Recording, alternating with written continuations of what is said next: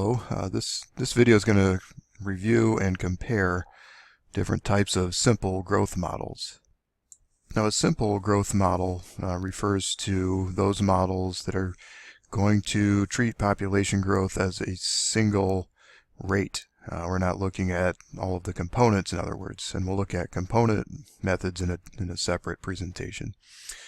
But modeling the simple growth models, we have 4 different functions we're going to be examining: the linear or arithmetic, the geometric, the exponential, and the logistic.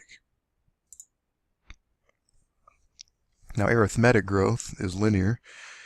It assumes a constant rate of change through time, which of course is a somewhat precarious assumption to make, but is still the basis for most predictive models.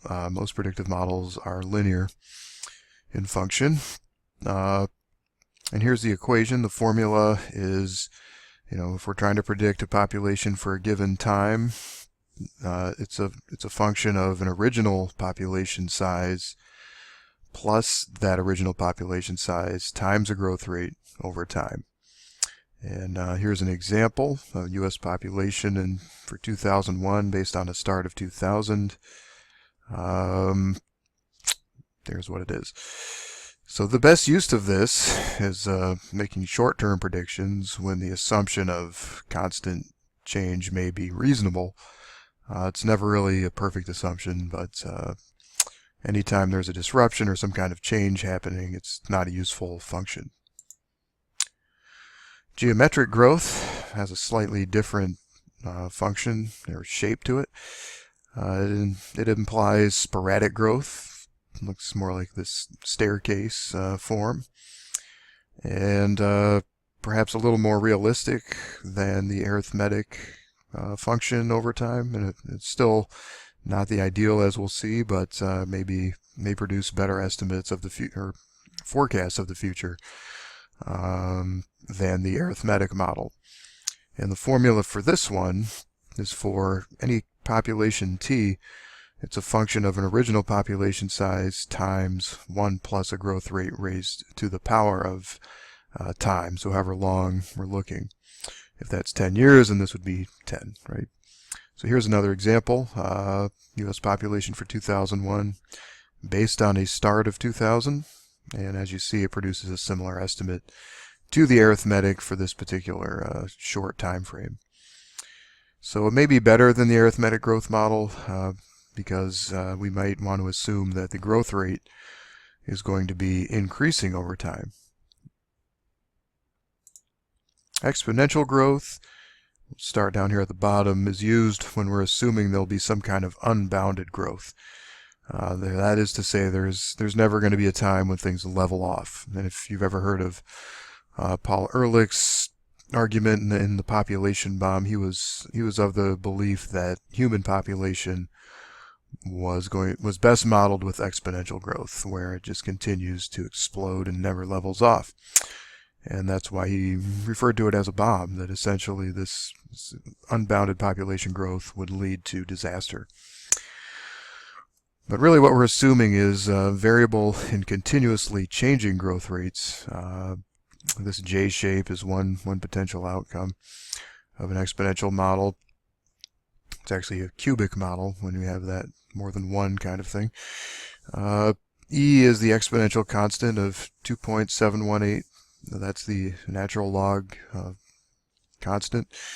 And the equation that comes in over here, we have a calculation for population based on an original population plus e raised to the power of a growth rate in time. Right? So whatever that growth rate is times the number of years we're modeling. And here's an example of that based on 2001 population with a start of 2000. There's the outcome. And that brings us to our final function, which is the logistic growth. Here we expect a leveling off to occur. So instead of unbounded exponential explosion, we have another inflection point that curves us off. So the assumption is that early growth is going to be more rapid and later growth is going to be slower. If you ever heard of the law of diminishing returns, that's sort of what's happening with that. People buy a product. At first it gives them a lot of interest and pleasure, but eventually their interest in that product wanes, and it actually could come back down, right? So that would be parabolic in shape. The formula for that is here. To calculate population, we need to come up with a number that would be an estimate of the largest possible population. Maybe you've heard of the concept of carrying capacity. That's what we're getting at here. So based on something like the food supply, we might be able to come up with a hypothetical maximum of a number of people possibly supported.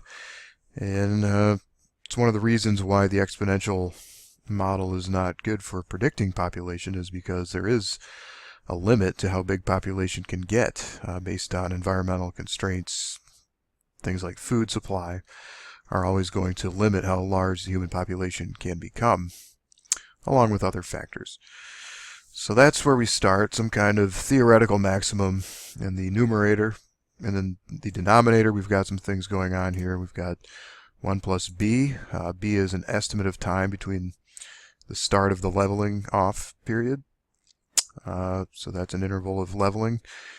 And it's multiplied by e. Recall e from the previous slide, the exponential constant, 2.718. Raised to the power of the inverse of an average growth rate for the whole period, multiplied by t, which is the number of data points or intervals. Although this looks continuous, it's actually usually based on different data points that are sliced either at annually, 1-year basis, or 5 or 10-year intervals. So here's an example of that. U.S. population for 2000 based on a start of, 2001 based on a start of 2000, just a 1-year interval. Here's what we get for that. And that will wrap up our comparison of the 4 basic simple growth models used in population estimation.